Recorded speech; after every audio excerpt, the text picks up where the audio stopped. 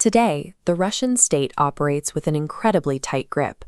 From Moscow, political and economic life flows directly from a single, highly centralized authority. Further east, a parallel model exists in Beijing. The Chinese government commands a sprawling nation through a massive top-down structure. To many watching from the outside, this level of total control looks like a political anomaly, often dismissed as modern ideological overreach. But this governance is actually the product of a shared, traumatic history. Both nations are built on the brutal lesson that weak central power leads to national destruction. Long before modern borders, the ancestors of Russia and China settled in massive continental expanses, offering few geographic barriers. When early China's central power failed, the result was centuries of territorial splintering and endless civil war. Early Russia followed a similar path. By the 12th century, the state of Kievan Rus lost its unifying leadership and dissolved into tiny, bickering principalities. These periods of fracture brought widespread starvation and total societal breakdown, forcing millions to live through the chaos of internal collapse. This internal division created a power vacuum that eventually invited foreign predators to invade both regions.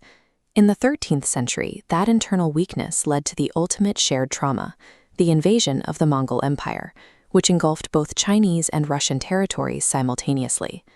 Batu Khan decimated Kievan Rus, burning cities and forcing Russian princes to submit as tax collectors for the Golden Horde. In China, Mongol forces dismantled the Song dynasty, establishing their own rule under the Yuan dynasty. Centuries of foreign occupation left both cultures with the realization that decentralization and internal weakness were direct invitations to be conquered. To break these cycles of chaos, both nations eventually turned to a specific mechanism, the ruthless centralization of power. Qin Shi Huang unified China not through benevolence, but through harsh laws and brutal military force, becoming the first emperor. Ivan IV, or Ivan the Terrible, became the parallel unifier in Russia, establishing himself as the first Tsar by centralizing absolute power. To consolidate total control in Moscow, Ivan crushed the Russian aristocrats, the boyars, ensuring no internal rivals remained to challenge his authority.